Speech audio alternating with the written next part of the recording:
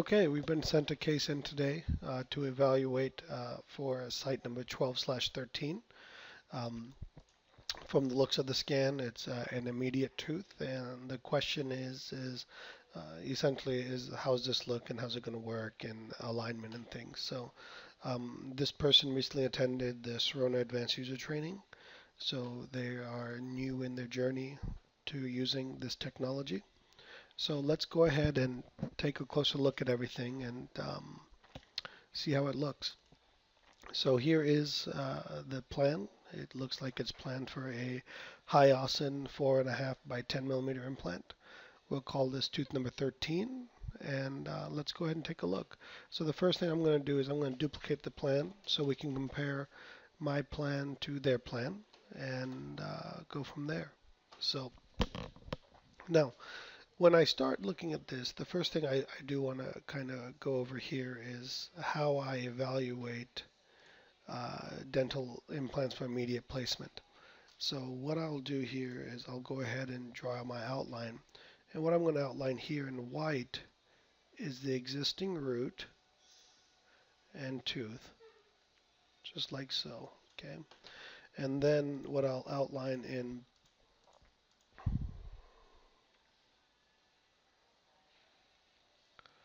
green is the available bone outline that we have. It looks about like so. Okay. So when I look at this case, what I'm looking at is everything, and let me outline in another color here. Let's just use red. All of this is not bone, correct? That's where the tooth is, so there's going to be a socket there.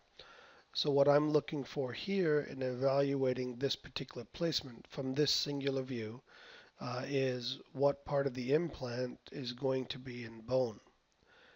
And my first answer here is right now the only thing I'm seeing in bone is just that area right there. So I'm concerned based on the plan that we have here whether or not this is going to be good for immediate placement based on the plan that we have here. So let's take a closer look again and let's back up here and let's go ahead and evaluate the plan based on our steps that I teach at the Schroeder Advanced User Training. And the first step is buccal lingually. This looks very nice. Mesiodistally, it looks very nice. Bone level, it looks, based on what I know about immediate placement, it looks at the planned bone level, but we want our immediates to be planned subcrestal because we will have some bone dieback from this. Okay. Uh, then we'll look at vital structures, and we're far enough away from the sinus, enough so that I think that we could probably even go to an 11.5 millimeter implant here. And butting up against the sinus, not a big deal. In fact, some will say it's better because we'll have some cortical stability there. Next, we'll look at our occlusal table.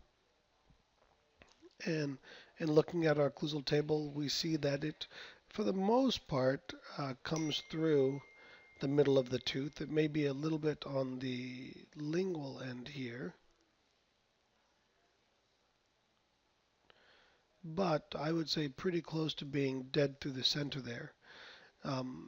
Now, when we look at the occlusal plane, what I'm seeing here is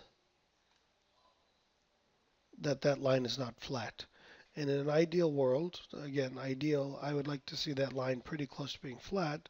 So if I go ahead and adjust the implant like so, now we're starting to see a more flat occlusal plane here. And then we can move the implant because we moved it to the distal right here. We see there's less room distal and more room on the mesial. Now we'll simply just bodily move the implant over. And now we're close to being back to in the middle. Now, in doing that, one of the things that we did do, because this root is rotated here, curved here, sorry, we're a little close here.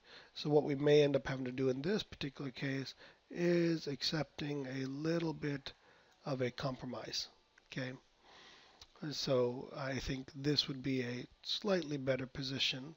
And let's just compare that real quick to the original plan. Not a big difference, but if we're going to use all this technology, I believe that we should, certainly use it well.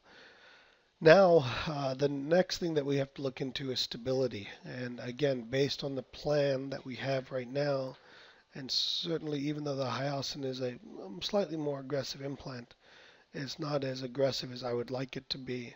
So what I would look at doing here is maybe even moving the implant a little bit to the lingual and then tilting it back that way. And now we can see how much more of the implant is there for stability. Again, I don't have personal experience with a hyoscine implant, so I don't know how much of the wall it's going to engage.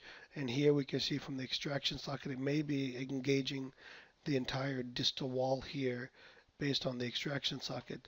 What I would like to do is, since I'm very familiar with the Nobel BioCare implant, if I plan that, and here you can see how much more aggressive these threads are, I would be pretty comfortable and confident with this particular implant here to gain the stability I need. And I would even consider going maybe to a 13 millimeter implant and maybe doing a little bit of a sinus bump here. Now we're really going to have significantly more engagement with this implant. So we have several different choices.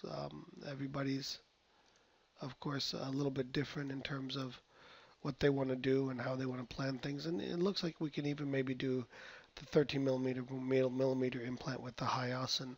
I just don't know much about the thread pattern and pitch, and if we can undersize the osteotomy and drive the implant in. So, but now if we go ahead and do our 360, we can see again a lot more implant to bone contact. And even right here, we're going to have more implant to bone contact. So with this new plan, I would be much more comfortable that we would be able to get primary stability for the implant. And that is important. The other thing is we would probably need to go ahead and graft this gap right here with some graft material and looking to make sure there's no buccal dehiscence or perforation through any of the bone plates.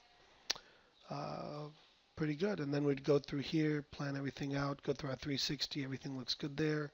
The last thing we would need to check is our sleeve. And based on what we're seeing here, our sleeve is pretty tight. It may require a little bit of enameloplasty on the mesial of tooth number 14 and the distal of tooth number 12. But hopefully this is pretty helpful. So thank you for submitting the case and hope everything goes well.